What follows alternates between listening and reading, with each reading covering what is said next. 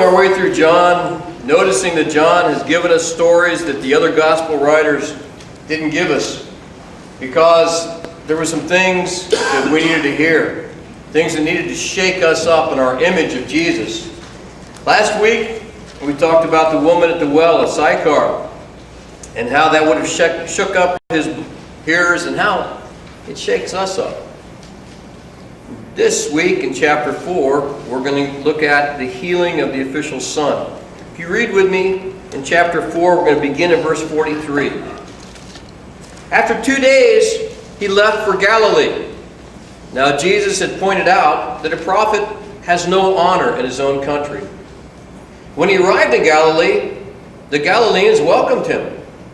They had seen all that he had done in Jerusalem at the Passover feast, for they had been there. Now, I need to remind you that we don't know what all he did at the Passover feast, because John hadn't listed that. Matter of fact, up to this point in John, we have had no miracles in Jerusalem. We talked about how John doesn't seem to be concerned about the timeline. What he's concerned about are his readers' ideas of Jesus, and shaking those up and making them look at Jesus in a whole different way. So, we don't know what he did in Jerusalem. We do know that the people from Galilee were there and they saw it, and because of that, they welcomed him. Yeah, come on home. We're happy to have you. You know, it's our hero coming home. Yeah, we're proud to claim you, Jesus. We saw what happened in Jerusalem, and we're really excited about you being back. Now, John's already prefaced the fact that Jesus knows and has said that a prophet is without honor in his hometown. But now they accepted him. And it says here in verse 46, once more he visited Cana in Galilee, where he turned the water into wine. You remember that story? That was the story where John said it was his first sign. And we came across that word sign. The thing that indicates something about his character. And we talked about the fact that Jesus knew good wine, and that he cared about the host and the family and their embarrassment. Now, we're going to get another sign in Cana of Galilee, and he's actually going to enumerate it. He's going to say, this is the second sign he did. For some reason, this is important to John. These signs that he did in Cana of Galilee. He says, let's see here, where are we? Once more he visited Cana in Galilee, where he had turned the water into wine. And there was a certain royal official whose son lay sick at Capernaum. When this man heard that Jesus has arrived in Galilee from Judea, he went to him and he begged him to come and heal his son who was close to death. Now, you know, sometimes I hear towns around here, people say, yeah, I live in Baldwin. And I say, well, where's Baldwin? Right? And people that live around here know, well, that's just, you know, on the other side of, over there. That's where Jacksonville starts, or Jacksonville ends. You know, sometimes when you don't know the geography of the area, this stuff doesn't mean anything to you. Right? Someone says, I come all the way in from, I don't know, some other town. I've never heard of it. Capernaum and Cana are 20 miles apart. 20 miles apart. Now for us, that means we jump in a car, and depending on traffic, we're there in 10 minutes. Yeah, 10 minutes. I have followed Jackie, and that is probably true. Well, the first weeks I was here, she said, oh, just follow me over there. I'm still trying to recover from that experience. Okay, 20 miles. That's maybe 20 minutes, maybe an hour traffic, right? So this royal official, he jumps in his car and he just, no, he gets in his chariot and We're talking about the guy hoofing it. Right? How long does that take? 20 miles? Oh, depends. What kind of shape you're in, how level the ground is, or whatever. We're going to find out these seem to be overnight trips. So, he hoofs it all the way from Capernaum to Galilee because his son was sick. Now, the first thing we know about him is he's a royal official. A royal official.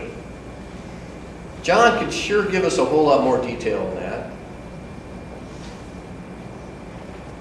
He could have told us, is he a centurion? Is he a soldier? What exactly is that?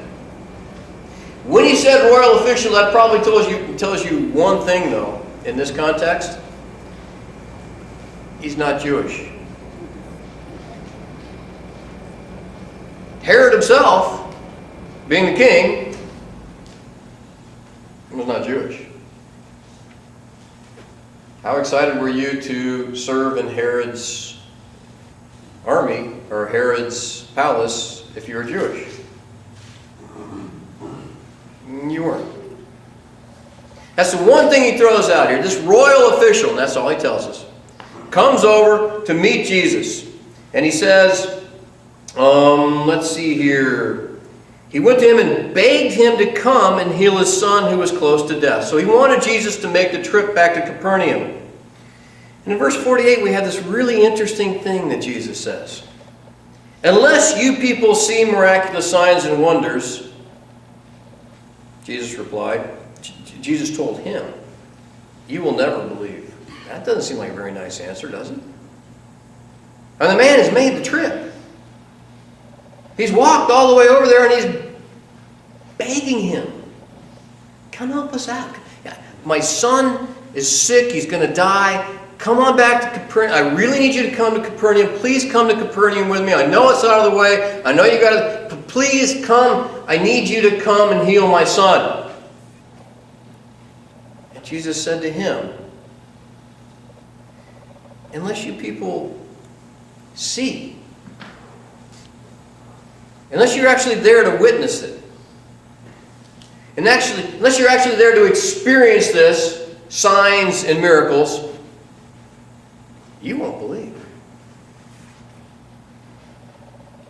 Is that true? Yeah, for the most part, it's true about humans, isn't it? Yeah, someone told me this happened and said, yeah, I'll believe that when I see it. So Jesus was responding to this man and saying, unless you actually see it, you're not going to believe it. And this man proves him wrong. What happens? He says, the royal official said, sir, come down before my child dies. And Jesus replied to him, you may go. Your son will live. The man took Jesus at his word and departed. You think it'd be that easy to get rid of him? I mean, this man came on a mission, right? And he was going to throw all his weight around as a royal official. And he had an audience with Jesus, and he begged him, and begged him, and begged him. And Jesus made a statement that we would consider maybe insulting. And he begged him some more. And Jesus said, go on home. Your son will live. Your son will live. And the man quit begging. He quit demanding that Jesus go with him. The text says he took him at his word. And he left. He said, while he was still on his way, his servants met him with the news that the boy was living. When he inquired as to the time when his son had gotten better, they said to him, the fever left him yesterday at the 7th hour. The father realized, that's 1 o'clock. Now, when he inquired the time when the son had gotten better, they said to him, the fever left him yesterday at the 7th hour. Then the father realized